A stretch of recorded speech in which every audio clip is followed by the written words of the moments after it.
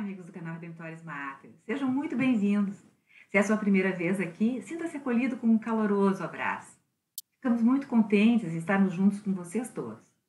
Convidamos a conhecerem as playlists do canal, pois todas as postagens são feitas com muito cuidado para cada um de nossos visitantes e membros. Pedimos que não esqueçam de se inscrever e de clicar o seu joinha.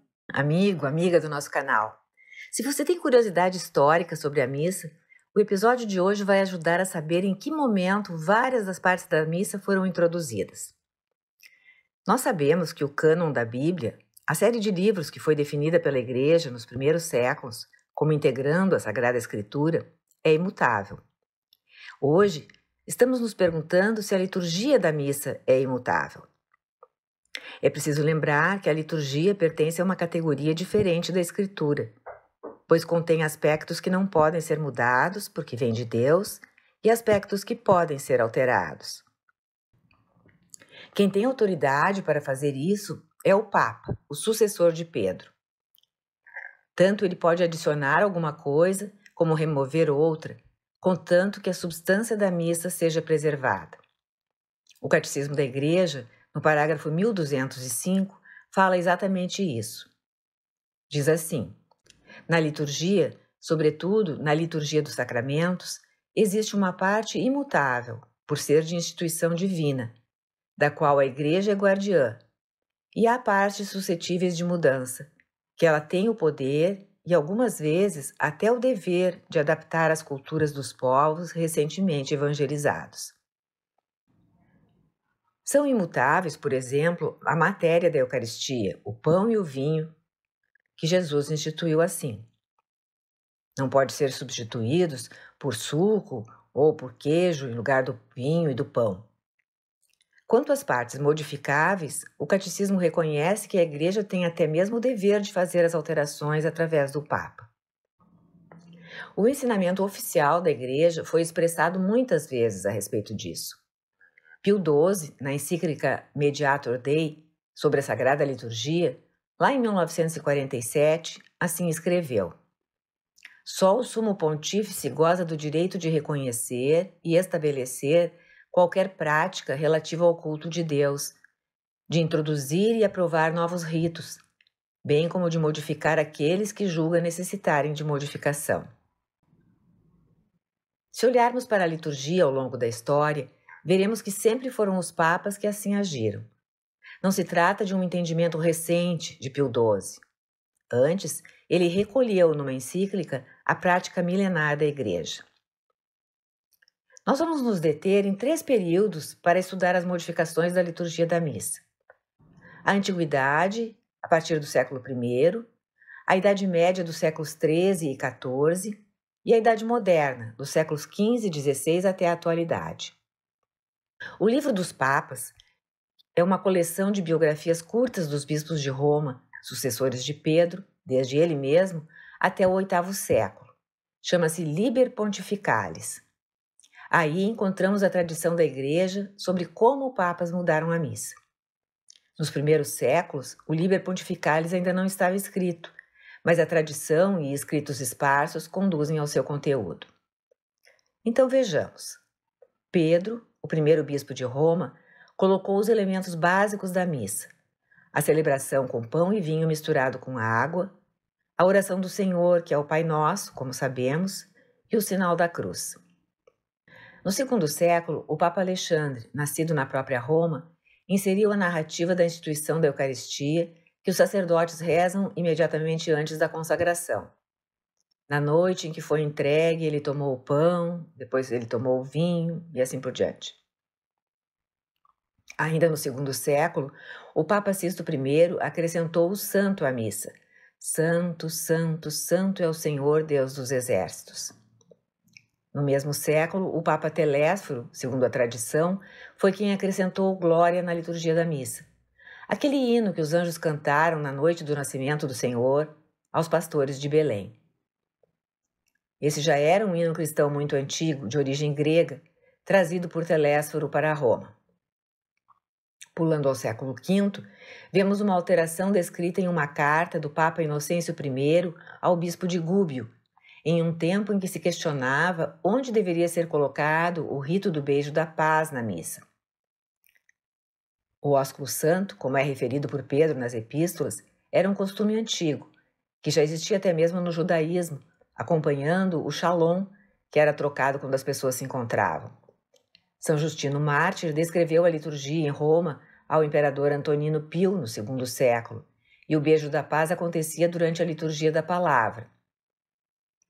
Agora, no século V, Inocêncio escreve: está claro que em toda a Itália, Gália, Espanha, África, Sicília e nas ilhas espalhadas por esses países, seria seguida a tradição da Igreja Romana, da qual certamente tem a sua origem. Quanto à paz, há alguns que a anunciam ao povo antes da celebração dos mistérios, e aqui há de se entender a oração eucarística. Em outros lugares, somente os sacerdotes a compartilham entre si, e não com o povo. No entanto, a paz deve ser dada depois de toda a oração eucarística, a oração sagrada, a mais santa de todas. Através desse gesto, o povo consente com tudo o que teve lugar antes e tudo o que a Igreja celebra. A paz conclui tudo isso. Acontece antes de comungar. E isso ocorre até os nossos dias. O abraço da paz é trocado não só entre os sacerdotes, mas entre o povo. Outros papas antigos que fizeram modificações na missa foram Celestino, no V século, que acrescentou a oração e o canto dos salmos à missa, devendo a antífona ser cantada pelo povo; Leão Magno, que fez acréscimos à oração eucarística 1, o cânon romano. O sacerdote pede a Deus que faça deste sacrifício um sacrifício santo, de uma vítima perfeita. E o Papa São Gelásio I, o 51º Papa, ainda no século V, foi como um editor e compilador das partes da liturgia da missa, especialmente da oração eucarística 1. Ele ainda escreveu vários dos prefácios que são rezados no início das orações eucarísticas. Tudo isso mostra como, nos 5 primeiros séculos, houve vários desenvolvimentos na liturgia da missa, todos feitos pelos sucessores de Pedro. Na Idade Média, depois do colapso do Império Romano, ocorreram alguns grandes movimentos. Gregório Magno, no final do século VI, ficou conhecido por fazer significativas alterações, como a do Kyrie eleison, Senhor, tende piedade de nós. Ele passou o Pai Nosso, que fora rezado tanto antes como logo após o rito da comunhão, para o momento imediatamente anterior à comunhão. Expandiu a oração eucarística, acrescentando o livrai-nos de todos os males e da condenação eterna e concedei a paz a nossos dias. Gregório ainda introduziu o canto que veio a ser chamado gregoriano. Por ter feito tantas modificações, na sua época, Gregório foi objeto de controvérsias. Em uma carta escreveu a respeito, dizendo assim: uma pessoa vinda da Sicília me contou que alguns amigos seus, de língua grega ou latina, que não conheço, como se movidos pelo zelo pela Santa Igreja Romana, estavam reclamando dos meus arranjos. Em outras palavras, reclamando das minhas mudanças litúrgicas. Então ele explica que, como bispo de Roma, tanto poderia restaurar costumes antigos, como estabelecer novos que fossem proveitosos. Inclusive imitando a Igreja Oriental, como fez ao introduzir o Kyrie, entendendo que ajudaria muito o povo de Roma a celebrar. Gregório foi muito firme sobre a sua autoridade papal, portanto, corroborando o que dissemos a respeito da autoridade apta às alterações litúrgicas. Isso porque o Papa é o sinal visível de unidade da Igreja. Prosseguindo, no século VII, o Papa São Sérgio I acrescentou o Cordeiro de Deus ao rito da comunhão. E foi aí que ocorreu a introdução do credo niceno-constantinopolitano na missa.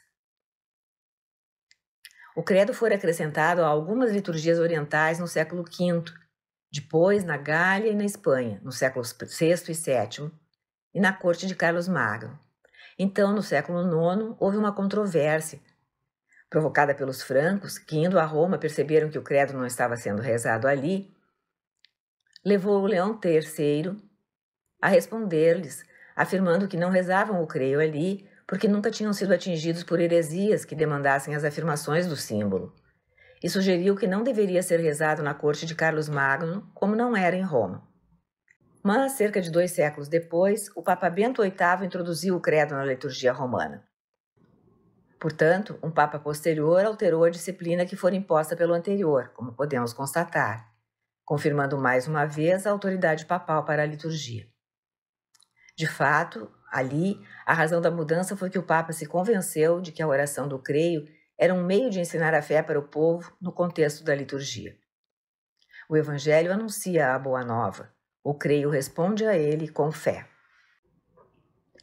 Ainda na Idade Média, no século XIII, Inocêncio III, o Papa de São Francisco de Assis, adicionou 2 elementos-chave à missa: a oração do Confiteor, confesso a Deus Todo-Poderoso e a vós, irmãos e irmãs, que pequei muitas vezes, e prossegue, e a oração, Senhor, eu não sou digno de que entreis em minha casa, mas dizei uma palavra e sereis salvo.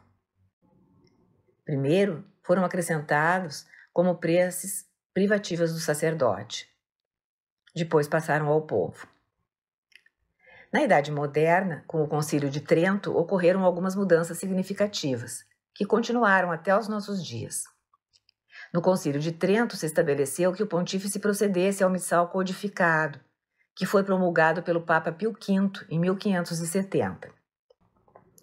Havia uma procissão com as oferendas que fora determinada em 1501 pelo Papa Alexandre VI e era feita por leigos, trazendo pão e vinho. Esta não permaneceu. E a comunhão sob as 2 espécies também teve as oportunidades reduzidas, para que o povo entendesse bem que o Cristo inteiro estava presente na hóstia consagrada, assim como no cálice. Foi considerado apropriado deixar isso muito claro, diante de controvérsias teológicas que estavam acontecendo. Já em 1962, o Papa João XXIII inseriu na prece eucarística número 1 o nome de São José na ladainha dos santos.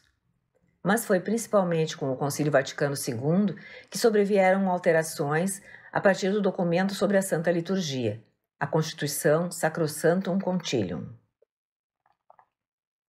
O Papa, em comunhão com os bispos de todo o mundo presentes no concílio, decidiu pela revisão do missal então existente, para que a natureza intrínseca e as razões das diversas partes da missa, bem como a conexão entre elas, pudessem ser mais claramente manifestadas, favorecendo-se uma participação mais ativa e devota dos fiéis. Os ritos deveriam ser simplificados, cuidando-se de observar a sua essência. Partes, de certo modo duplicadas, seriam suprimidas por desnecessárias. Partes que haviam se perdido seriam restauradas, reconhecendo-se-lhe o vigor merecido que tinham no tempo dos santos padres da Igreja. A língua passou a ser a língua nacional. Conforme se mostrassem úteis ou necessárias para a Igreja de Cristo, se faziam modificações. E tudo isso foi confiado ao discernimento do Papa Paulo VI, que promulgou a revisão do missal em 1970. Posteriormente, houve novas modificações. João Paulo II, no ano 2000, determinou ocasiões em que se rezaria o Credo dos Apóstolos e ocasiões do Credo Niceno-Constantinopolitano. Francisco, em 2013, acrescentou São José às preces eucarísticas 2, 3 e 4. E em 2023 restaurou várias orações na forma como eram antigamente rezadas.